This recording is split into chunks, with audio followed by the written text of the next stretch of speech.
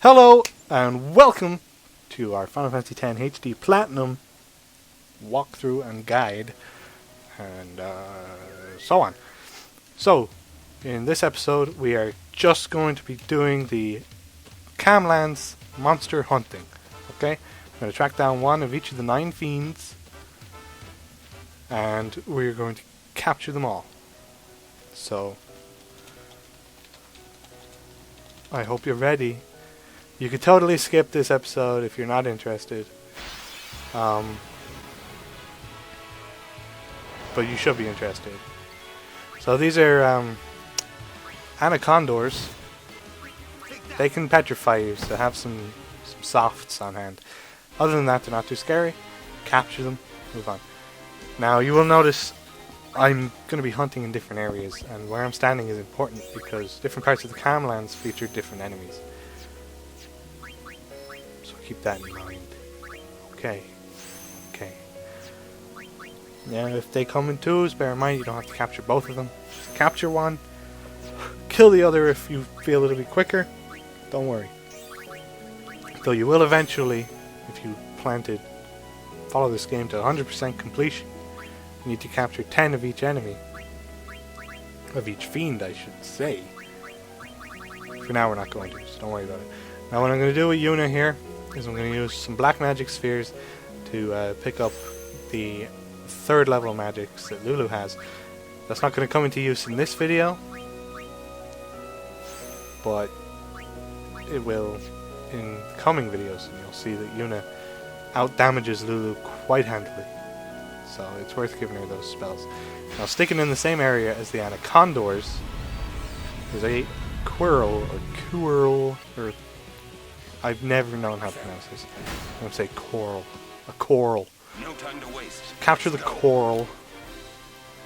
It can silence you. That doesn't really matter when you're only capturing it. They can appear in twos, or they can appear with the 2 mechs. You know how to deal with mechs. If they appear in twos, capture them both. Why not? They're not super dangerous enemies. So more sphere grittery. Just because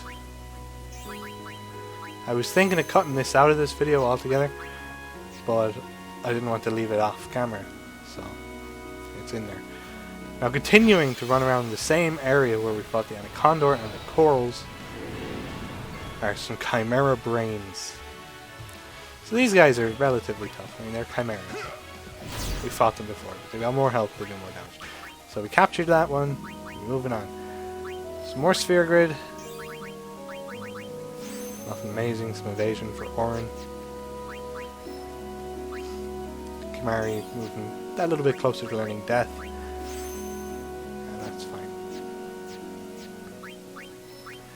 Lulu, however, is going to pick up Thundaga and Firaga and Blizzaga, rather. She already had Thundaga. So naturally I can pick up those 2 spells with Yuna and give her the full elemental suite, I guess I want to say.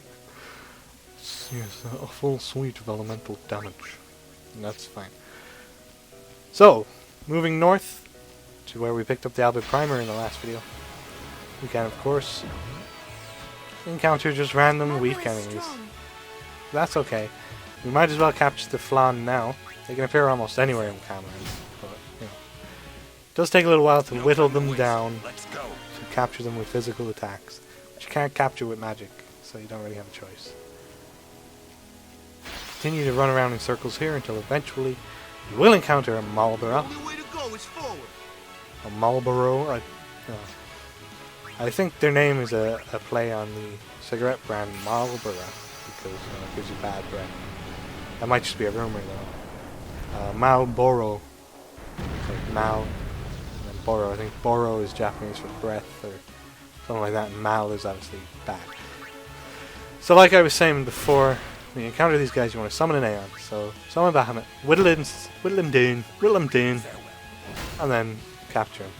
No problem. No time to waste. Easy peasy. In the same area, we can encounter the Ogre. So, again, easy fight, easy capture, no problem. Ogres are a little rarer, I find, so you might be a little while looking for him. But he'll show up in time.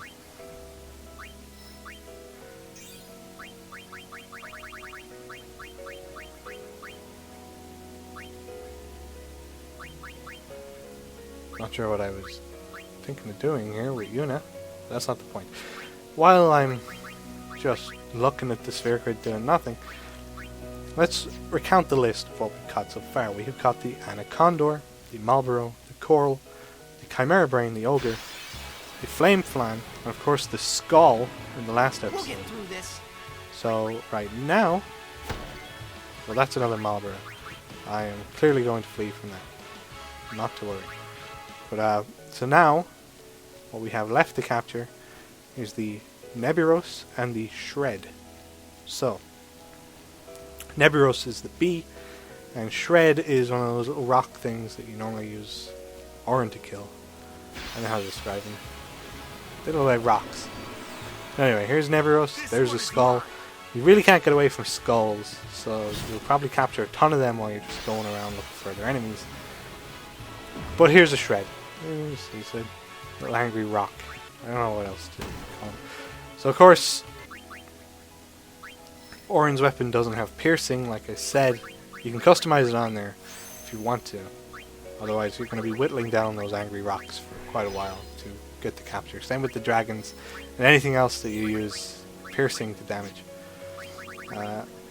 Accidentally almost used a black magic sphere there when I just wanted a HP node filled, but that's okay. Caught myself just in time. So that's all 9 enemies. Before I head back to the monster arena though, there is this one guy that you can talk to. A little backstory on the gorge here. We already know it's from when I summoned Gandalf fought Sin.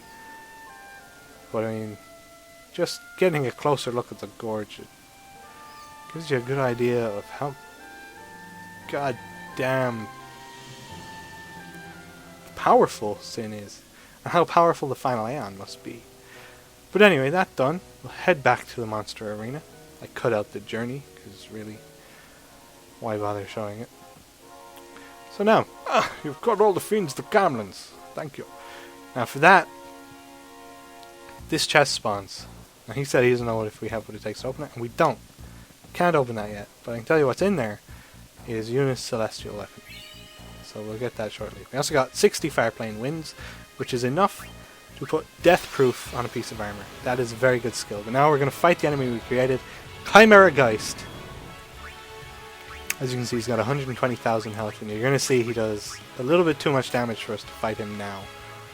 I also didn't think to equip my proper weapons before I started fighting him. I'm going to do that now. It makes no difference. I will say about those Fireplane Winds, do not use them now. If you waste them now, you're going to regret it. You'll have a piece of armor with death proof, sure, but it's not going to have anything else good on it. Wait a while, soon enough we'll be able to buy empty 4-slot gear, and then you can start putting good abilities onto that, and that can be your endgame gear. Death proof is a good one. Maybe not the best one, but it's good. Death proof and stone proof, one or the other, because a lot of enemies either have instant death or they petrify you. So you want protection against one or the other, it doesn't really matter which. Death eventually becomes no big deal because we'll have auto life and things like that, so it'll be okay. As you can see, this guy is decimating me. I'm making no real efforts to heal. We'll come back when we're significantly stronger, and we will mop the floor with Chimera Geist. But for now, he's a little bit beyond our reach. You don't game over if you wipe in the monster arena, which is very fortunate, because I did not save first. Obviously you don't get any AP if you lose, and that's fine. You can take a look at the items you can buy here. All the usual healing things, as well as distillers. Eventually he'll sell much better distillers to give us strength spheres, magic spheres, HP spheres even, I think, so that's very handy when he starts doing that. For now I'm going to head back to the center of the Camlands and save, so thanks everybody.